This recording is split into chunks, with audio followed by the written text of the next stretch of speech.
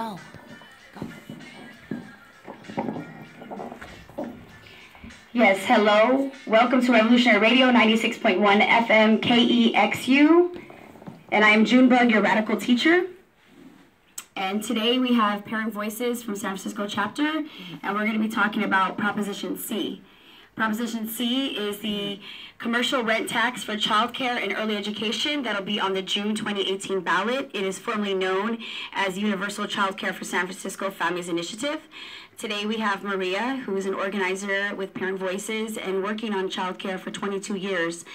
And I'm sure that having something like this on the ballot, I couldn't imagine what this means for you as an organizer who's dedicated over 2 decades of her life to making sure that childcare could be possible in San Francisco.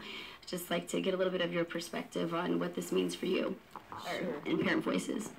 Thank you, Junebug. So, 22 years ago, I co-founded Parent Voices, and I had young children. That's why I thought this was doing childcare advocacy and encouraging parents to participate and advocate for childcare was the right thing to do. Prop C would be the single biggest infusion of money for childcare in the city ever, in any city. This will be the first time that this will happen. We're expecting between 130 million to 160 million that will be raised by this proposition. 85% of it will go entirely to childcare. So what this will do is serve families, over 2,500 families who are on the waiting list for childcare, and it will also serve families who may be earning a little bit more, who were always left out because there's just not even enough to serve the lower income families. The good thing about this proposition, June, and you know it because you collected signatures, is we only need 50% plus one votes because we did the work up front. We collected 18,000 plus signatures. I know Mia did too. It's not an easy job. No, it's not. And so we really urge you to participate, and we will be doing a lot of campaigning in the next few weeks. We need your help with phone banking, passing signs, Prop C signs. And by the way, today is Week of the Young Child, so happy Week of the Young Child. And tomorrow we have Walk Around the Block at City Hall. It starts at 10 a.m.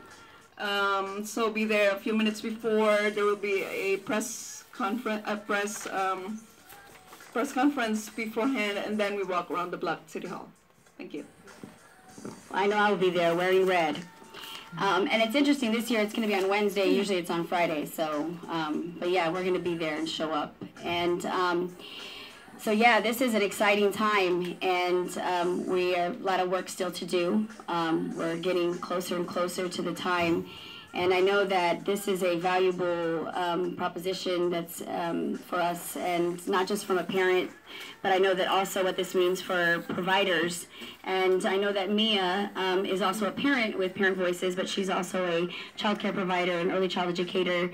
And I'd just like to hear what this means for you, having Prop C on the ballot, and what does this mean for you, for your family, for the child care center that you run. So we'd like to hear it. Thanks, Junebug. Let me just frame what a child care provider does for families, because I think people forget that they drop their kids off and they pick them up and they don't really know what happens. But if you have your own kids, you know what happens, right? Right. Times however many kids that you take care of. So, like our day starts before parents have to go to work because they have to drop them off before they get to work, right? So we do that. We cook, we provide for the kids. And by the way, both my husband and I are providers, which is rare. You know, it's rare to find mom and dad figures in the household. So the man is also helping with rearing the kids. They're not off to work and things like that. So that's one of the things that we like that. Yeah, and that's important for us, for me and my husband, because it's like it would be easier if he went off to work and got insurance and things like that, but we're looking to really change the normal for these kids where the man is part of the household. Right. So we do everything. You know, we cook with the kids. We take them out around the city. We enjoy the city and things like that. But the bulk of our, where we put a lot of our energy is how the kids receive their environment. you know, and how they interact with each other socially. So kids, they're selfish. The world revolves around them, and rightfully so. So we mediate a lot of fights and things like that. And when they miss their parents, we're there for them, and we have to, you know, be there when their parents can't be. And then when the parents get off work, we're open after the parents are off of work. So, you know, for us, it's 11 hours a day. And that's just the active having kids in the house till they leave the house. Outside of that, there's prepping for activities because we have, you know, we want to create an experience for the kids. There's paperwork. I mean, there's a lot of paperwork. There's a lot of training. I just did my CPR training. It's like 8 hours for a day, every 2 years. Anyway, all that stuff, emails, things like that. So 11 hours is just the active with the kids, but then there's a lot of stuff after that. Prep stuff and yeah. So my husband and I have 2 kids that are subsidized just because that's what we feel is part of, should be normal. Like a lot of the families that we take care of, you know, we're in a certain district and you only get a certain group of people to show up. So we did the math and we used the 11-hour active hours. Subsidies pays us $4 an hour each. This is for quality child care. So and tell them you have a waiting list of families. we have a waiting list of families that want to pay full price or more, but we're like, no. We have these 2 slots. That's what they're there for. But yeah, $4 an hour. This is for. I mean, if it was just one of us, it would be $8 an hour, right? But that's not quality. You need to at least have, you know, 1 to 3 ratio to have a really good experience for the kids and to make sure that there's. I mean, being safe is the minimum, right? Keep them safe.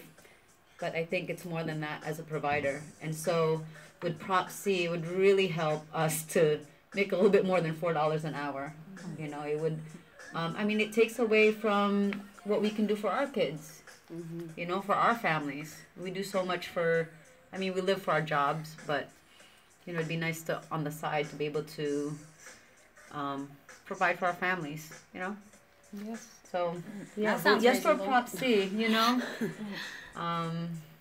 Yeah, that's why PropC is really important to us. That it would just help us to, and you know what? It's not that the money that we're just gonna like spend on frivolous things. A lot of the money that we make goes back into our program. You know, we can buy better furniture. We It can increases the compensation. exactly. So, and I can speak to most providers. The money that they make goes back to these kids that they take care of. So Cost of care. exactly. So, yeah, vote yes for PropC. Yes.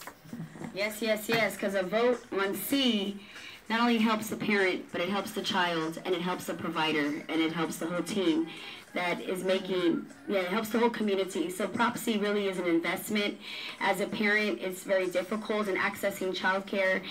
Just to be here to do this show right now, I wouldn't be able to be here without childcare. And so I know the struggle from a parent perspective of always constantly trying to find childcare, navigate the childcare system, and constantly, you know, making sure that you're making the right amount of money to be able to qualify for the subsidy. And it just makes it very difficult where parents have had to turn down jobs or leave jobs because they don't have the child care. Proposition C will help inclusion. It takes accessibility further. It shouldn't just be accessible for some families. We should have it accessible for all. That's, you know, universal. That's what it means. It's supportive. It supports the child. It supports an investment into their early child education. It really helps also relieve the stress off of families. And it also supports the curriculum. It supports, like Mia was saying, that it takes a lot of work into providing quality early childhood education. And having PropC make sure that we're actually sustaining and we're investing into making sure that that is something that's invested into. It's an investment that actually reaps something for our future and our present.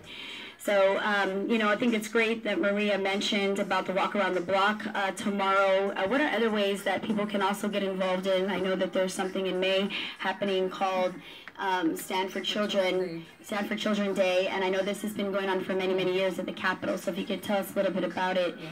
Thanks. So in San Francisco, we're trying to raise local dollars for childcare, but at the state, we have another campaign which is $1 billion for childcare. So that's on May 9. Wednesday, there's a bus leaving at 445 Church, so let us know you're coming, and we save you a seat in the bus. We hope to see you there. And sorry about earlier when I said cut. It was because I really wanted to make sure that the flyer was up and visible for people to see. This gives you all the information, the website, and the contact information. Please stand for children. That's, you know, PropC is taking a stance in San Francisco City that I'm born and raised here. To see something like this is just amazing, and I pray and hope and we fight and we work hard to make sure this passes. Thank you so much. This is Junebug, your radical teacher on KEXU 96.1 FM. Peace. Thank you, Junebug. That was fast.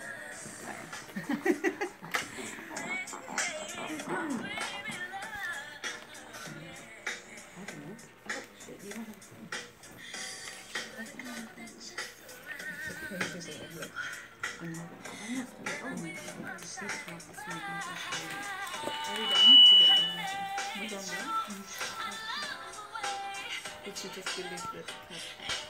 Or did she go really slow? I didn't. Oh, and you were like, oh, makes it more real.